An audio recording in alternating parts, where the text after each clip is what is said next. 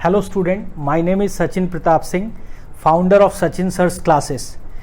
Past 10 years से मैं teaching में हूँ स्टूडेंट, और आज मौका मिला है कि आपको ACF के लिए मैं फिज़िक्स और केमिस्ट्री प्रिपेयर कराऊँ, और प्लेटफॉर्म है अजय साहू ऑनलाइन क्लासेस। तो स्टूडेंट दोनों ही चीज़ें फिज़िक्स और केमिस्ट्री हमारे यहाँ ये जो क्लासेस होंगी वो बाईलैंग्वेज होंगी, दोनों ही लैंग्वेज वाले पढ़ सकते हैं इजीली। हम लोग स्टार्ट कर रहे हैं फर्स्ट लेक्चर डेमो लेक्चर जो कि फिज़िक्स से होगा।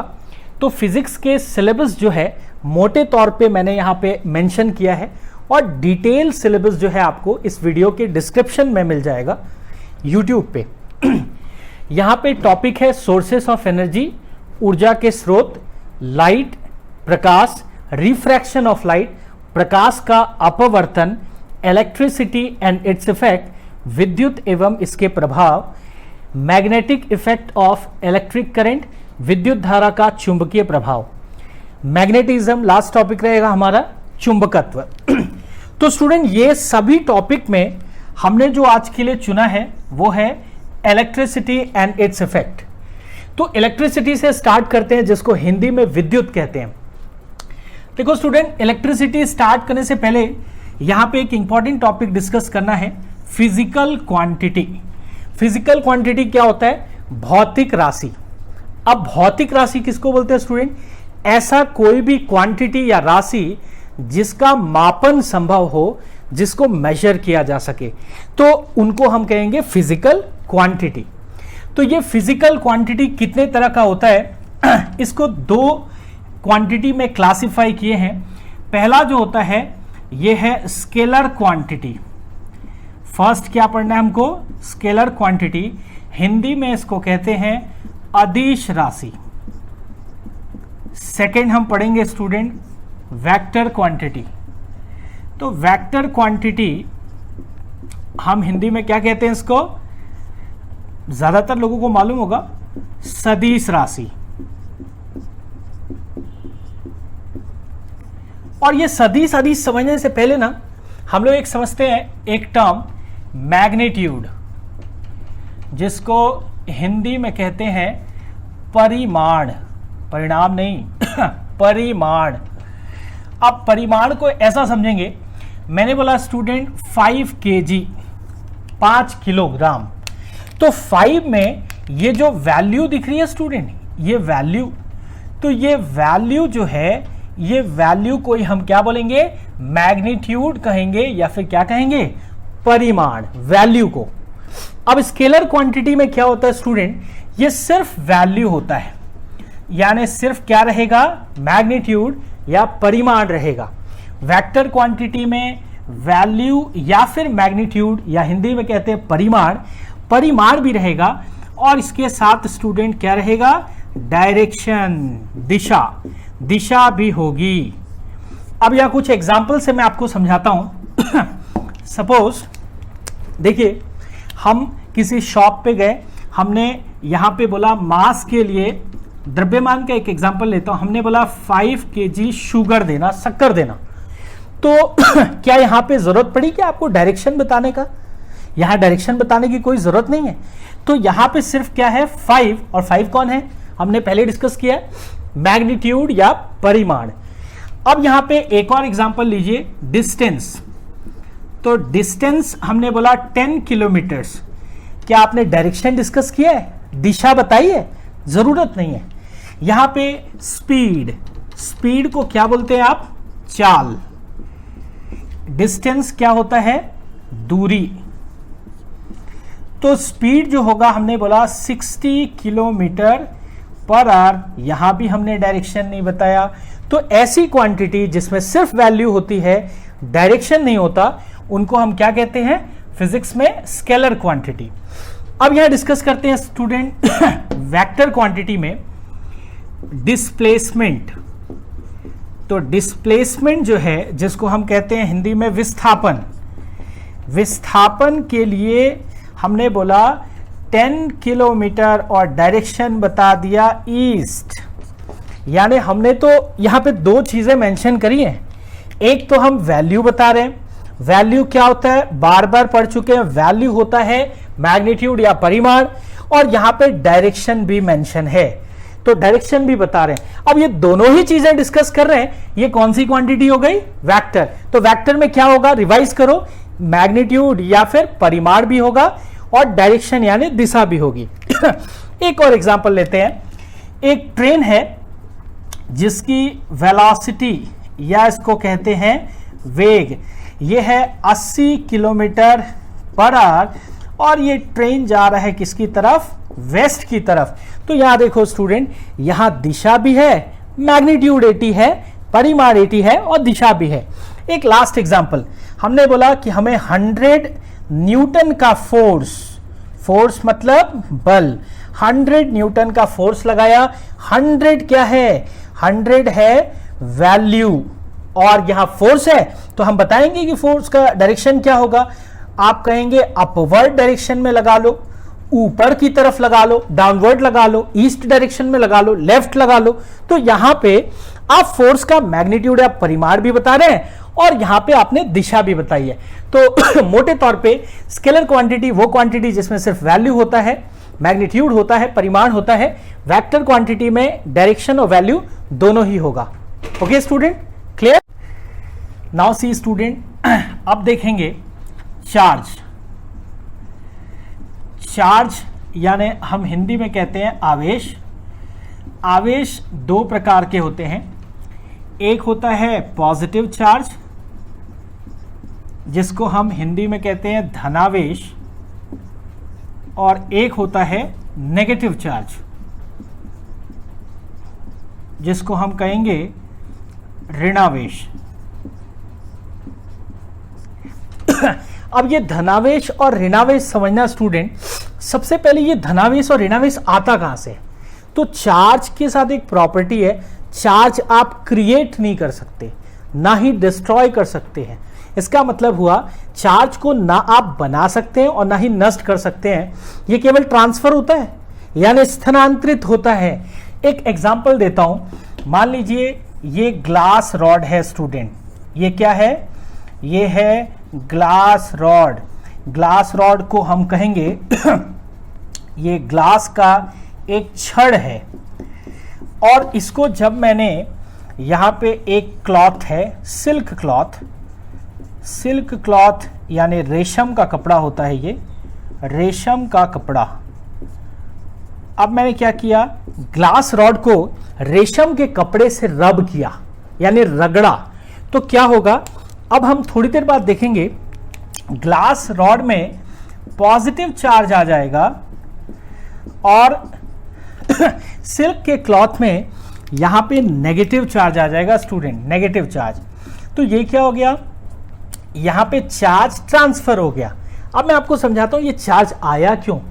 तो सबसे पहले स्टूडेंट यहां पे हम थोड़ा सा एक स्ट्रक्चर कंसीडर करते हैं सोडियम का। हमने मान लिया एक पदार्थ है ये सोडियम है।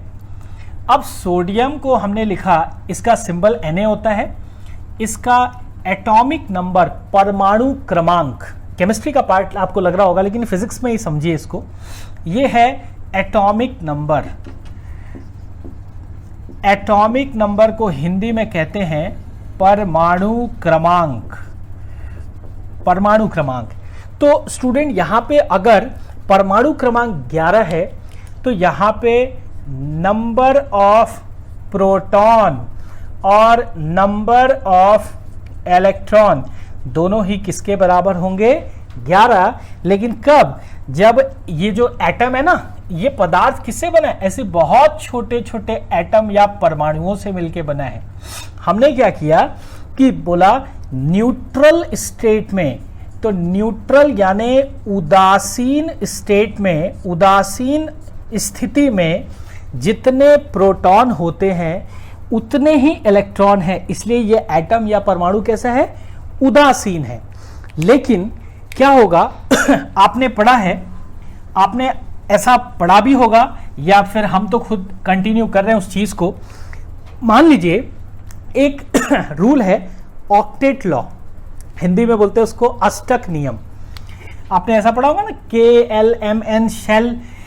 यहां एटॉमिक स्ट्रक्चर ड्रॉ करते हैं, एटॉमिक स्ट्रक्चर जिसको बोलते हैं परमाणु संरचना।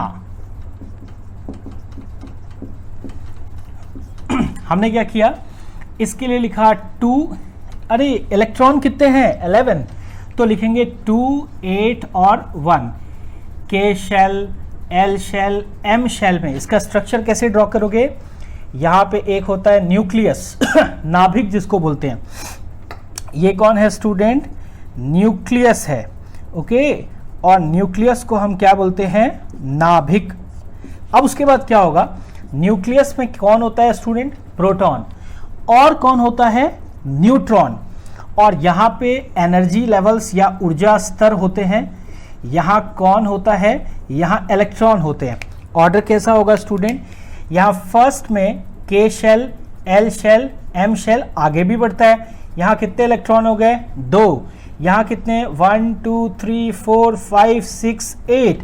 और सबसे लास्ट में स्टूडेंट ये कौन है, लास्ट में जो है सिर्फ कौन है, एक इलेक्ट्रॉन। अब क्या चाहेगा कोई भी एटम चाहता है स्टेबिलिटी, स्थायित्व ग्रहण करना, जिसके लिए उसके आउटर मोस्ट यानी बाहरी कक्ष में 8 इलेक्ट्रॉन या 2 इलेक्ट्रॉन होने चाहिए। तो ये यहां पे सोडियम चाहेगा कि इसके आउटर मोस्ट में 8 हो। तो अब क्या करेगा, सोडियम इस एक इलेक्ट्रॉन को लूज करेगा, यानी इसका क्या कर देगा, त्याग कर देगा। अब जब त्याग कर देगा तो यहां पे क्या होगा स्टूडेंट, नंबर ऑफ इलेक्ट्रॉन कितने रह गए, पहले कितने थे, 11 थे ना, अब कितने रह गए, 10 रह गए। नंबर ऑफ प्रोटॉन कितने हैं, अभी भी 11, यानी कह सकते हैं कि प्रोटॉन ज्यादा है किससे, इलेक्ट्रॉन से। तो ये जो सोडियम है इस पे चार्ज कौन सा आएगा, पॉजिटिव चार्ज। तो सोडियम के ऊपर पॉजिटिव चार्ज क्यों आया, क्योंकि यहां पे ये सोडियम एक इलेक्ट्रॉन लूज करेगा। क्यों लूज करेगा, स्टेबिलिटी के लिए। तो क्या होगा, इलेक्ट्रॉन इसके 10 हो जाएंगे, प्रोटॉन 11, प्रोटॉन ज्यादा है इलेक्ट्रॉन से, तो क्या होगा, ये सोडियम जो होगा पॉजिटिव होगा। एक पॉजिटिव क्यों लगाया, क्योंकि यहां पे कितने इलेक्ट्रॉन लूज कर रहा है, 1। तो इस तरह से सोडियम के ऊपर क्या आ गया, पॉजिटिव चार्ज आ गया। और ऐसे पॉजिटिव चार्ज को हम क्या कहते हैं स्टूडेंट, इसी को हम वो लोग बोलते हैं धनावेश या फिर पॉजिटिव चार्ज। ऐसे आपने देखा होगा क्लोरीन के ऊपर क्या आता है, नेगेटिव चार्ज। तो वहां पे क्या हुआ होगा, यहां आप समझिएगा, सोडियम के पास पॉजिटिव चार्ज है, इसका मतलब प्रोटॉन ज्यादा है। क्लोरीन के पास नेगेटिव है, इसका क्या मतलब है, इसका मतलब है यहां इलेक्ट्रॉन ज्यादा है किससे, प्रोटॉन से। तो चार्जेस का मतलब क्या समझेंगे, किसी एक सब्सटेंस के ऊपर पॉजिटिव चार्ज मतलब क्या है, उस पे प्रोटॉनों की संख्या ज्यादा है इलेक्ट्रॉन से, और नेगेटिव चार्ज का मतलब वहां इलेक्ट्रॉन ज्यादा है। तो यहां समझेंगे, हम लोग एक एग्जांपल लिए थे ग्लास रॉड और सिल्क क्लॉथ का। ग्लास रॉड पे पॉजिटिव चार्ज का क्या मतलब है, वहां प्रोटॉनों की संख्या इलेक्ट्रॉन से अधिक है। सिल्क क्लॉथ पे नेगेटिव क्यों आया, क्योंकि वहां इलेक्ट्रॉनों की संख्या प्रोटॉनों से अधिक है। स्टूडेंट, एटम पे जो चार्ज होता है पॉजिटिव चार्ज किसके कारण होता है, प्रोटॉन के कारण। तो यहां थोड़ा सा पढ़ते हैं, प्रोटॉन जो है इसका चार्ज क्या है, ये तो पॉजिटिव चार्ज है ना, तो इसका चार्ज क्या है, पॉजिटिव 1.6 इंटू 10⁻⁻19 कूलम। अब कूलम क्या है, तो कूलम इसका एसआई यूनिट है, एसआई मात्रक है। चार्ज को किस में नापेंगे, मेजर किस में करेंगे, कूलम में। उसी तरह से इलेक्ट्रॉन के ऊपर negative charge same magnitude 1.6 into 10⁻⁻19 coulomb. तो ये दोनों ही मैग्नीट्यूड वाइज तो सेम है, लेकिन पॉजिटिव और नेगेटिव चार्ज। अच्छा स्टूडेंट, रफली एक जानकारी दे रहा हूं, प्रोटॉन का जो मास होता है, द्रव्यमान, मास ऑफ प्रोटॉन, यानी प्रोटॉन का द्रव्यमान, ये रफली 100 गुना होता है मास ऑफ इलेक्ट्रॉन से, यानी 100 गुना ज्यादा भारी होता है। भारी कितना है, प्रोटॉन हैवी है, इसी कारण हम कहते हैं किसी भी एटम में नाभिक यानी न्यूक्लियस पे पूरा द्रव्यमान केंद्रित होता है। उसका रीज़न है कि प्रोटॉन हैवी है, इसीलिए प्रोटॉन मूव नहीं करता। हम इलेक्ट्रिसिटी या विद्युत पढ़ रहे हैं, हमेशा यहाँ मूव कौन करेगा, कौन सा चार्ज रिस्पॉन्सिबल होगा इलेक्ट्रिसिटी के लिए? इलेक्ट्रॉन। तो इलेक्ट्रॉन के बारे में थोड़ी और डिटेल या चार्जेस के बारे में स्टूडेंट यहाँ समझोगे। सबसे पहले चार्जेस की प्रॉपर्टी पढ़ते हैं। चार्जेस, मान लीजिए पॉजिटिव चार्ज है, दोनों पॉजिटिव है, एक ही तरह के हैं, इनको बोलते हैं लाइक चार्जेस। तो लाइक चार्जेस या फिर एक जैसे जो आवेश हैं उनमें क्या होगा, तो ये एक दूसरे को रिपेल करेंगे। रिपेल करेंगे यानी ये क्या करेंगे, एक दूसरे को प्रतिकर्षित करेंगे, प्रतिकर्षित करेंगे। और अगर ये नेगेटिव हुए तब क्या होगा, रिजल्ट सेम, दोनों एक ही तरह के चार्ज हैं, ये अगेन क्या करेंगे, रिपेल करेंगे या प्रतिकर्षित करेंगे। अब अगर एक पॉजिटिव है एक नेगेटिव है, अनलाइक चार्जेस, अलग अलग असमान आवेश हैं, तो ये क्या करेंगे, अट्रैक्ट करेंगे एक दूसरे को, यानी ये क्या करेंगे, एक दूसरे को आकर्षित करेंगे स्टूडेंट। अब यहाँ समझने वाली बात ये है कि ये जो अच्छा चार्जेस की प्रॉपर्टी समझा आपने। अब एक ब्यूटीफुल कंसेप्ट समझिएगा। यहाँ पे मान लीजिए एक पदार्थ है, सब्सटेंस है, इस पे बहुत सारे चार्ज हैं, बहुत सारे। इलेक्ट्रॉन की बात करते हैं, खूब सारे इलेक्ट्रॉन हैं, खूब सारे, मुझे नहीं मालूम, मैंने बोला n नंबर ऑफ इलेक्ट्रॉन्स है। इस पे चार्ज, टोटल चार्ज कैसे कैलकुलेट करेंगे, तो टोटल चार्ज कैपिटल Q से शो करते हैं, सिंबल है ये। अब यहाँ पे एक इलेक्ट्रॉन है तो 1 इंटू एक इलेक्ट्रॉन पे चार्ज होता है 1.6 इंटू 10⁻⁻19 कूलम। अगर ये 2 इलेक्ट्रॉन है तो 2 इंटू -1.6 इंटू 10⁻⁻19 कूलम। अगर ये 3 इलेक्ट्रॉन होगा यहाँ तो 3 इंटू -1.6 इंटू 10⁻⁻19 कूलम। ये 4 हुआ तो मान लो n हुआ तो n इंटू -1.6 इंटू 10⁻⁻19 ऐसे निकाला जा सकता है टोटल चार्ज। और यहाँ पे एक जनरल फॉर्मूला आया, सामान्य फॉर्मूला आया, Q is equal to NE।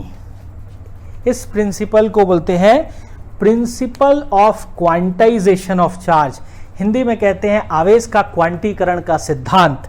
अब यहाँ पे स्टूडेंट समझने वाली बात यह है कि n जो नंबर होगा ये हमेशा इंटीजर होगा। इंटीजर नेगेटिव हो सकता है, पॉजिटिव हो सकता है, जीरो हो सकता है, धनात्मक, ऋणात्मक, यानी ये कुछ भी हो सकता है। 1.5 नहीं होगा, ये फ्रैक्शन या दशमलव वाली वैल्यू नहीं होगी।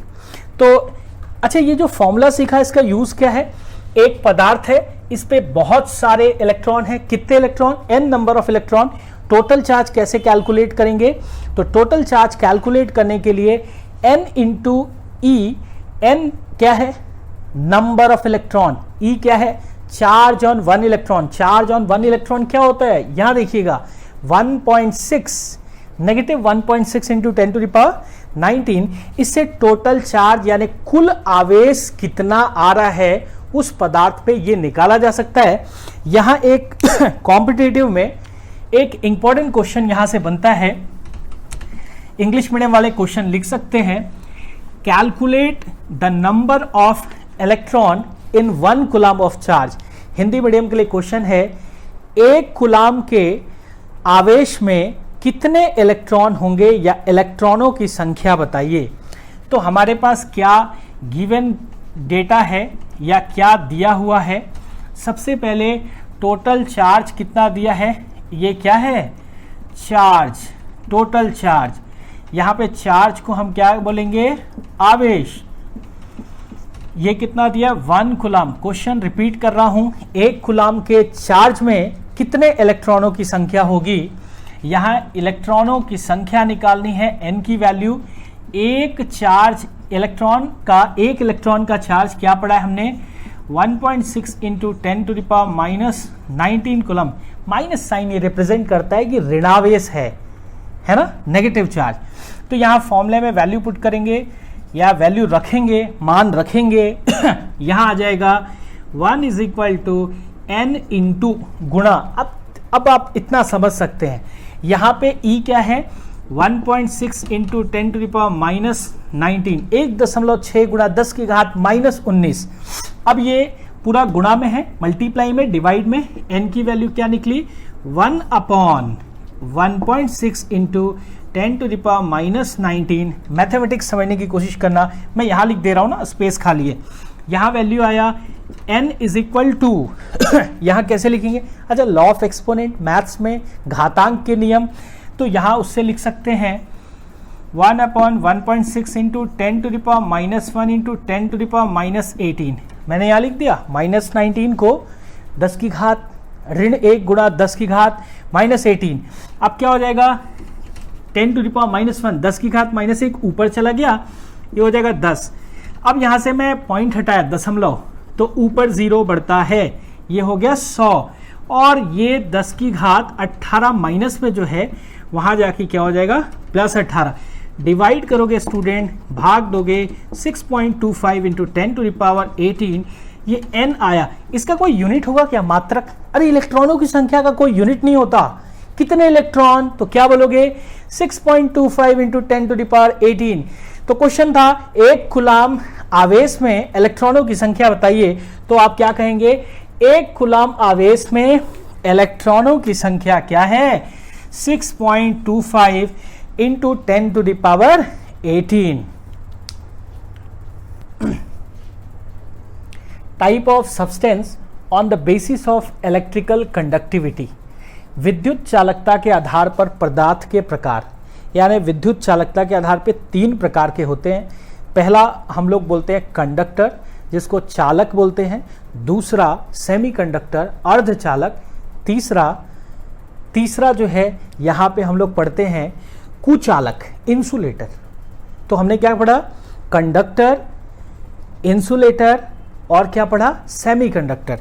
तो यहाँ पे हम लोग बारी बारी से थोड़ा डिस्कस कर लेते हैं।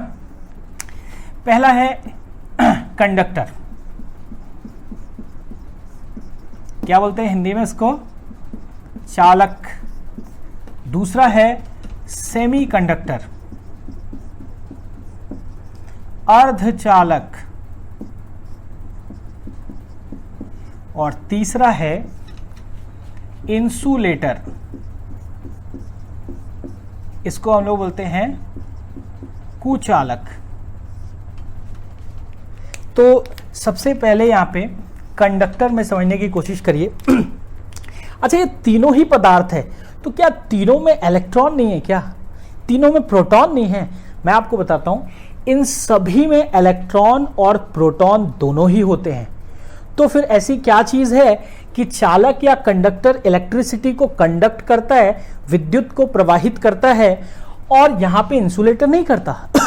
रीजन सिर्फ एक है स्टूडेंट, मैं यहां लिख रहा हूं, रीजन है या कारण है फ्री इलेक्ट्रॉन, जिसको हिंदी में कहते हैं मुक्त इलेक्ट्रॉन, फ्री इलेक्ट्रॉन।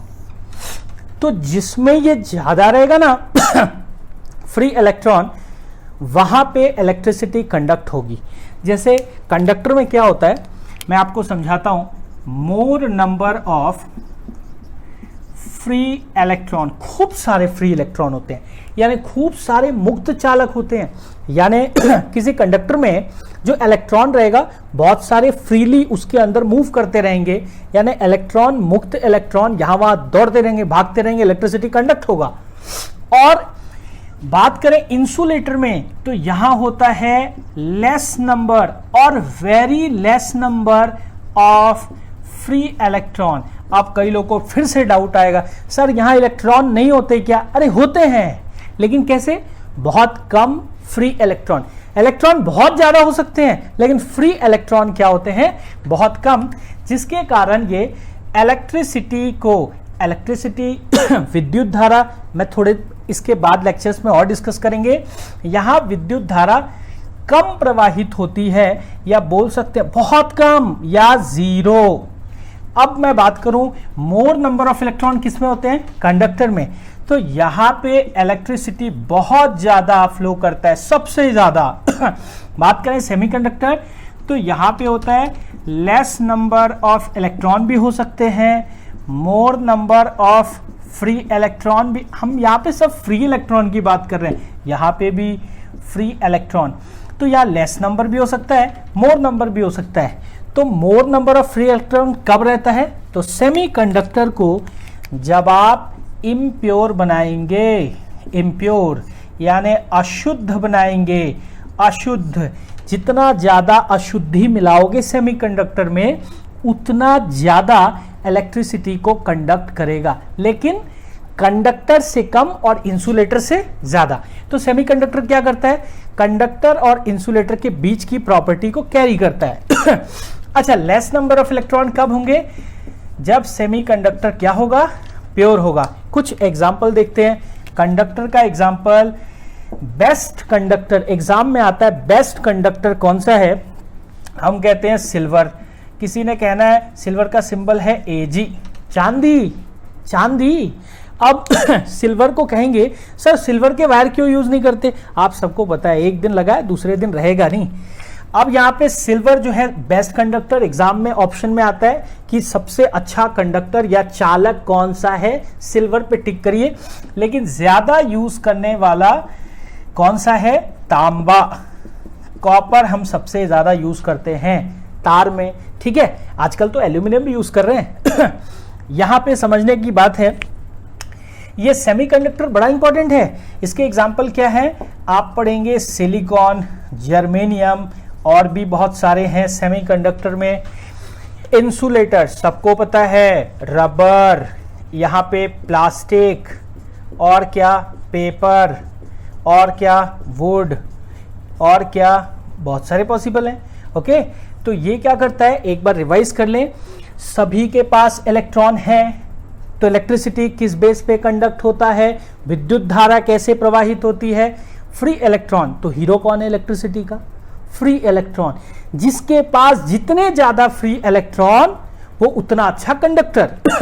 सबसे ज्यादा किसके पास, कंडक्टर के पास। सबसे कम किसके पास, इंसुलेटर, इसीलिए तो इलेक्ट्रिसिटी कंडक्ट नहीं करता। और यहां पे अगर इम्प्योर है तो थोड़ा थोड़ा इलेक्ट्रिसिटी फ्लो करेगा, अगर प्योर है तो कम इलेक्ट्रिसिटी फ्लो करेगा।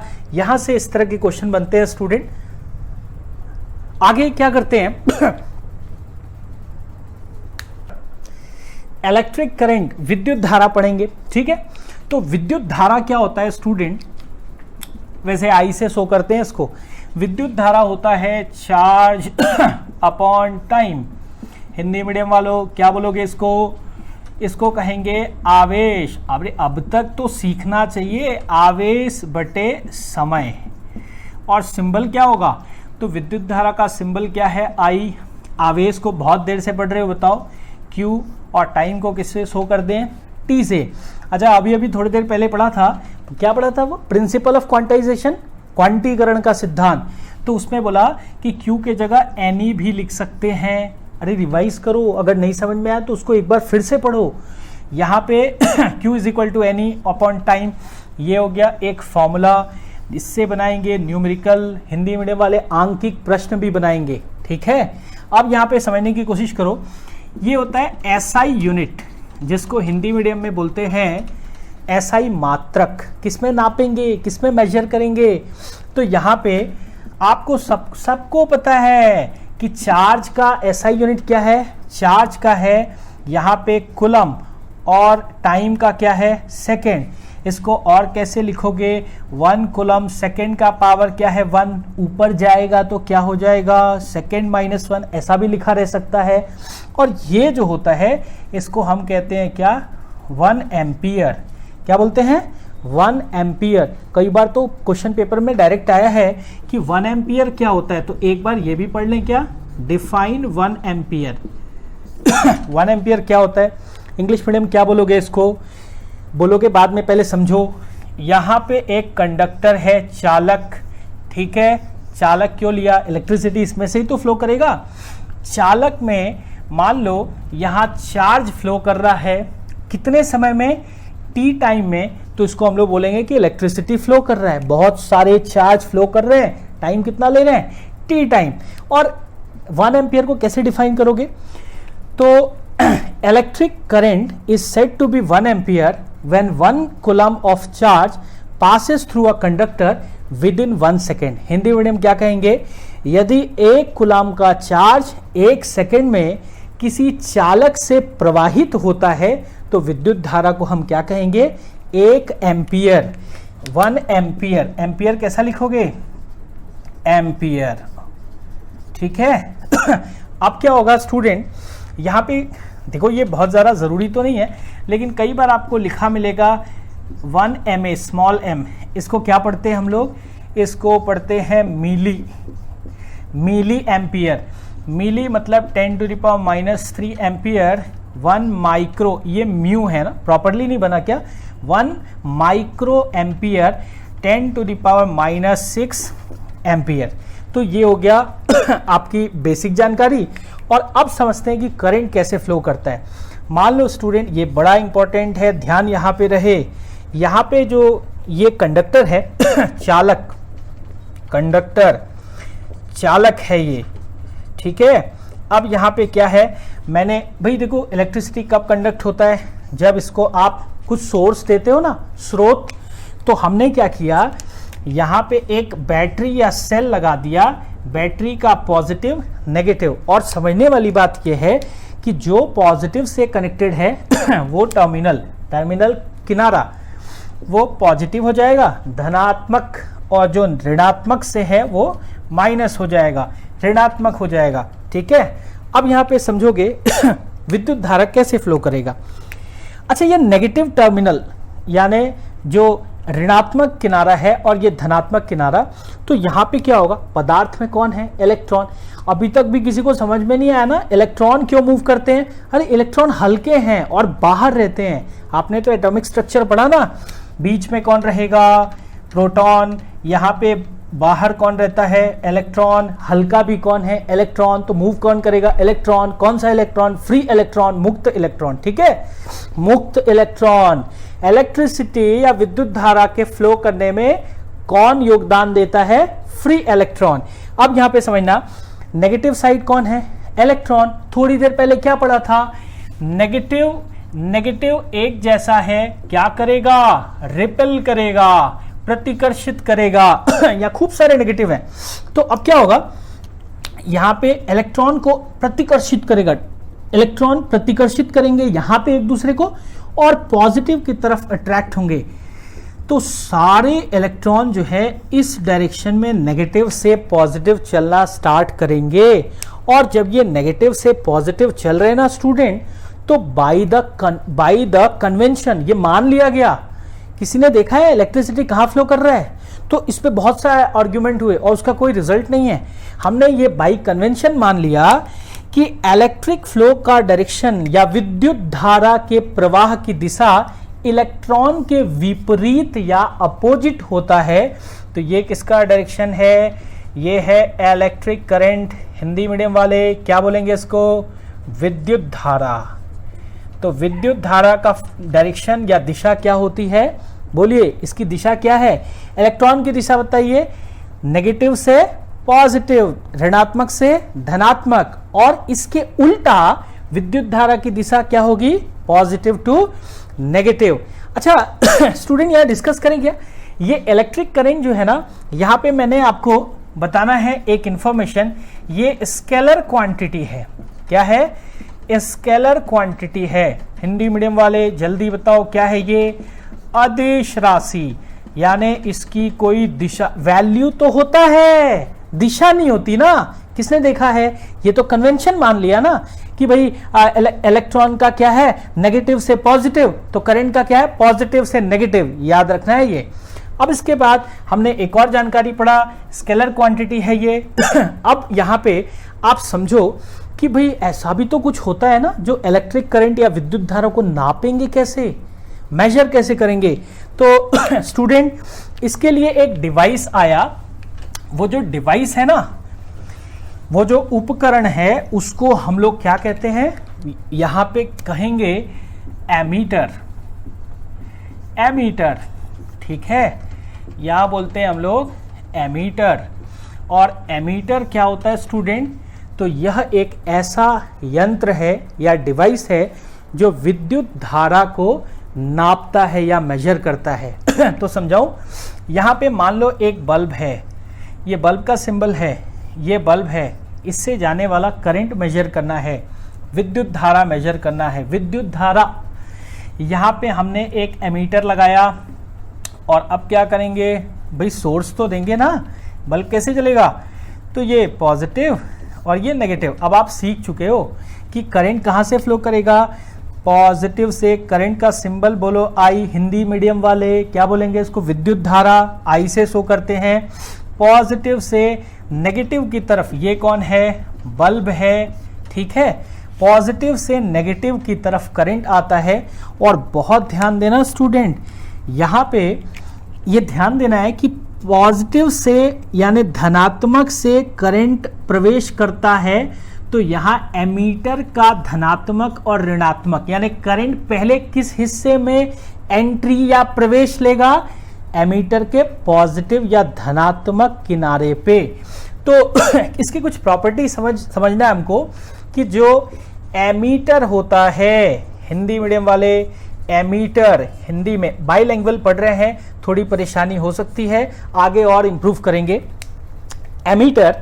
एमीटर जो होता है किसी भी चालक या कंडक्टर के साथ यहाँ पे सीरीज में जुड़ा होता है, श्रृंखला में, सीरीज में, एक के पीछे एक पढ़ रहे थे ना, तो इसमें कंटिन्यू करते हैं।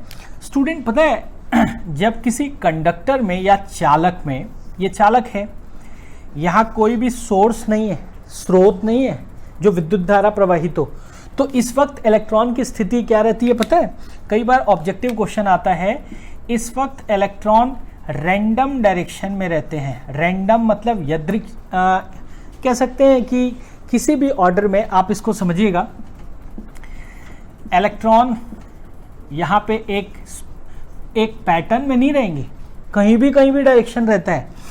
और जैसे ही यहाँ पे इसको सोर्स से कनेक्ट किया जाता है, स्रोत से कनेक्ट किया जाता है, तो क्या होता है स्टूडेंट, सारे इलेक्ट्रॉन्स हमने क्या किया, यहाँ पे एक सोर्स दे दिया, ये पॉजिटिव टर्मिनल, ये नेगेटिव, करंट बोलो, अब रिवाइज करो ना, इलेक्ट्रॉन कहाँ फ्लो करेंगे? इलेक्ट्रॉन, ये देखो पॉजिटिव है तो पॉजिटिव, ये नेगेटिव, इलेक्ट्रॉन फ्लो कर रहे हैं नेगेटिव से पॉजिटिव, और सारे एक पैटर्न में अरेंज्ड हो जाते हैं। अब इसके बाद ये समझिएगा, अगर ये कंडक्टर या वायर है, दोनों में सेम डायरेक्शन में एक ही दिशा में करंट फ्लो कर रहे हैं, तो जानते हैं ये दोनों वायर एक दूसरे को क्या करेंगे? अट्रैक्ट करेंगे स्टूडेंट।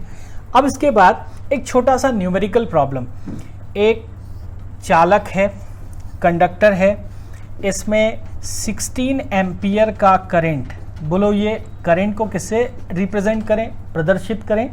आई से। अगर हम बात करें 60 मिनट तक प्रवाहित हो रहा है, तो यहाँ पे आवेश यानी चार्ज कैलकुलेट करिए। सबसे पहले समझो SI यूनिट पे न्यूमेरिकल सॉल्व होता है, हमने एक फॉर्मूला पढ़ा है, I = Q/T, विद्युत धारा बराबर चार्ज या आवेश बटे समय। और ये जो समय है ना, मिनट, ये SI मात्रक नहीं है, सेकंड होना चाहिए। तो किससे मल्टीप्लाई या गुणा करें? 1 मिनट में 60 सेकेंड, तो क्या आएगा? 3600 सेकेंड, 16 एम्पियर, ये तो ठीक है। अब यहाँ पे आपको क्या करना है? चार्ज निकालना है। चार्ज निकालने के लिए, आवेश निकालने के लिए ये गुणा करोगे किसका? I का T से। करंट 16 एम्पियर, T है 3600, 3600, आप यहाँ मल्टीप्लाई करके चार्ज की वैल्यू यहाँ से निकाल लीजिए स्टूडेंट। Thank you.